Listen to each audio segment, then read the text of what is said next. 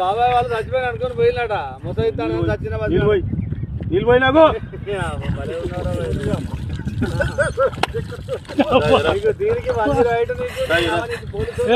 ఎందుకు పన్న వాళ్ళ కాయ పండు ఎందుకు అనుకున్న వాళ్ళ ఈ చల్లదనానికి ఎండకు చేయలేక కన్నీకి ఓడిపోయి వచ్చిన కన్నీకి పొయ్యి ఓడిపోయి వచ్చిన గెలవలేక ఏం చేసావు 10 రోజుల నుంచి గణేట్ చేత నాతో గట్టించి నా కష్టం దోచుకొని గణేట్ రాయ్